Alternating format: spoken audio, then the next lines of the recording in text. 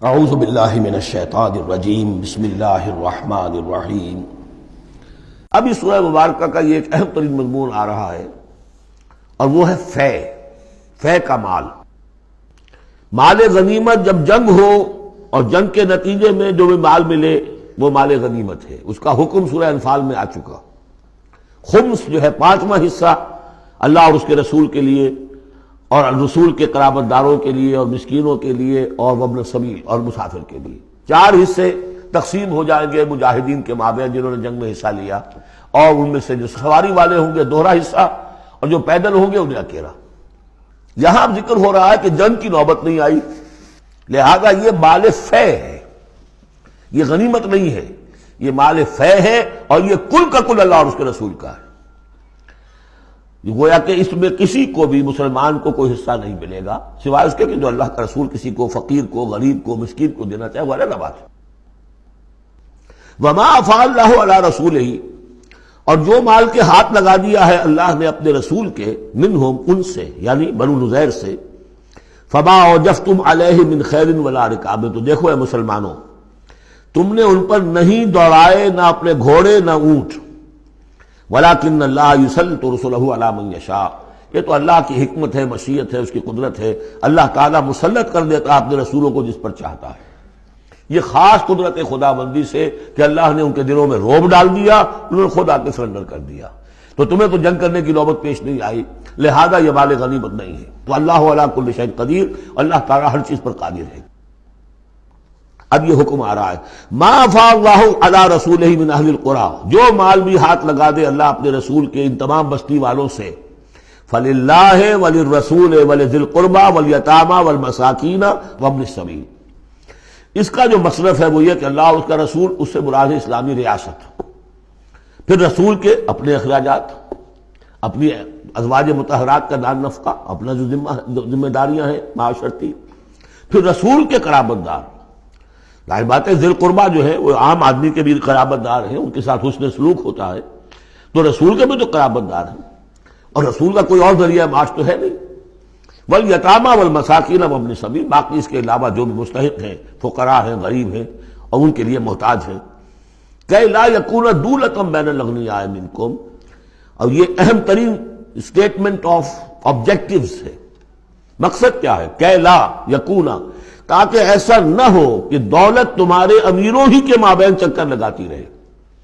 یعنی ظاہر بات ہے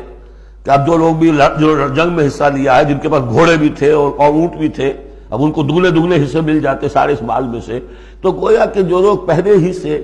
کچھ مرفع الحال ہیں، جن کے پاس پہلے ہی کچھ ہے، انہی کی طرف مال اور بڑھ رہا ہے،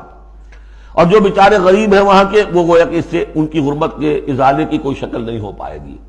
تو اللہ تعالیٰ کے سامنے یہ ہے کہ دولت کی تقسیم ہو ایسی کہ اس کی سرکولیشن جو ہے معاشرے کے اندر، اس کی گردش دولت ایسی ہو کہ سب کو حصہ ملے اور سوسائٹی کے تمام طبقات جو ہے اس سے مستفید ہوں۔ کہ لا یکون دولۃ بین الاغنیاء منکم، تاکہ ایسا نہ ہو کہ یہ دولت، یہ سرمایہ، یہ مال تمہارے امیروں ہی کے مابین گردش میں رہے۔ اس کی ایک سادہ سی مثال میں دیتا ہوں کہ ایک کروڑ پتی کی بیٹی لاکھوں روپے کا جہیز لے کے ایک کروڑ پتی کے بیٹے کے گھر چلی گئی، گویا کہ وہ لاکھوں روپے کے جہیز نے گردش تو کی ہے، لیکن ایک کروڑ پتی سے نکل کے دوسرے کروڑ پتی کے ہاں چلی گئی۔ یہ دولت گردش کر رہی ہے اسی ایک اونچے طبقے کے اندر، انہی کے اندر جو ہے گردش ہو رہی، گردش ہے بھی اگر تو ان کے مابین۔ ہونا یہ چاہیے کہ یہ سوسائٹی کے تمام طبقات کے اندر اس کا نفوذ ہو رہا ہو، سب کو اس سے فیض پہنچ رہا ہو، تاکہ یہ جو اس قدر جو ہے اونچ نیچ ہے، اتنی عدم مساوات ہے، وہ ختم ہو۔ وہ مساوات کے تمام انسان بالکل برابر کر دیے جائیں، وہ تو نہ کبھی ہوئی ہے نہ ہو سکتی ہے، وہ تو کمیونزم بھی مر گیا اور ایک دن کے لیے بھی اس مساوات کو قائم نہیں کر سکا۔ یہ ضرور ہے کہ انہوں نے جو اتنا فرق و تفاوت تھا، وہ نہیں ہے کہ جو امریکہ میں آج بھی ہے اور اس وقت بھی تھا، وہ فرق و تفاوت وہاں نہیں تھا، لیکن یہ کہ بالکل برابر سپاہی اور سپہ سالار برابر تو نہیں ہو سکتے، کچھ نہ کچھ فرق تو ہوگا، لیکن یہ کہ ایسا نہ ہو کہ معاشرے کے ایک طبقے میں ایک طرف تو احتیاج ہی احتیاج بڑھتی چلی جائے، بھوک ہو، احتیاج ہو، جس کے لیے کہ یہاں تک فرمایا حضور نے قاد الفقر ان یکون کفرا، فقر جو ہے احتیاج وہ انسان کو کفر تک پہنچا دیتی ہے۔ اور حضرت شاہ ولی اللہ دہلوی رحمۃ اللہ علیہ نے، وہ میں سمجھتا ہوں کہ اس دور جدید میں جو بھی معاشی مسائل کی پیچیدگیاں پیدا ہونے والی تھی، اس کا بڑا گہرا فہم جو تھا سب سے پہلے جس عالم دین کو ہوا ہے وہ شاہ ولی اللہ دہلوی ہے۔ ان کا کہنا یہ ہے کہ جس معاشرے میں، جس ملک میں تقسیم دولت کا نظام غیر منصفانہ ہوگا، اس کا نتیجہ یہ نکلے گا کہ ایک طرف دولت کے انبار ہوں گے، نتیجہ یہ کہ عیاشیاں ہوں گی، بدماشیاں ہوں گی، دوسری طرف عام لوگ جو ہے وہ ڈھور ڈنگر بن کر رہ جائیں گے، وہ بار برداری کے جانوروں کی حیثیت اختیار کر لیں گے کہ صبح سے لے کے شام تک کمر توڑ دینے والی جو ہے مشقت کر کے بھی بمشکل اپنی ضرورت پوری کر رہے ہیں۔ تو گویا کہ یہ غیر مساوی نظام تقسیم دولت جو ہے یہ دو دھاری تلوار ہے، ادھر بھی کاٹ رہی ہے ادھر بھی کاٹ رہی ہے۔ جدھر ایکومولیشن آف ویلتھ ہو رہی ہے ادھر عیاشیاں ہیں، بدماشیاں ہیں، ادھر جو بھی کچھ ہو رہا ہے اللہ تللے ہیں، نمود و نمائش کے لیے خرچ کیا جا رہا ہے، اس سے اور جو ہے دل پھٹ رہے ہیں۔ کسی بڑے سیٹ صاحب کی بیٹی کی شادی ہے اور پوری کوٹھی بقعہ نور بنی ہوئی ہے، ایک ایک پتے کے ساتھ انہوں نے لگا رکھا ہے ایک ایک بلب، اور دوسری طرف اس سیٹ کا کوئی نہ کوئی شوفر بھی ہے، کوئی اس کا کھانا پکانے والا ہے، کوئی چوکی دار ہے، کوئی مالی ہے، اور اس کے گھر میں بچی جو ہے بوڑھی ہو رہی ہے اور اس کا ہاتھ پیلا نہیں ہو سکتا اس لیے کچھ نہیں ہے اس کے پاس۔ تو ان ملازمین کے دل میں ان کی محبت پیدا ہوگی یا نفرت پیدا ہوگی؟ انما یرید الشیطان ان یوقع بینکم العداوۃ والبغضاء، شیطان تو چاہتا ہے تمہارے مابین دشمنی اور بغض کے جذبات پیدا کرے، اور وہ پیدا ہو رہے ہیں۔ دوسری طرف فقر ہے، کاد الفقر ویکون کفرا،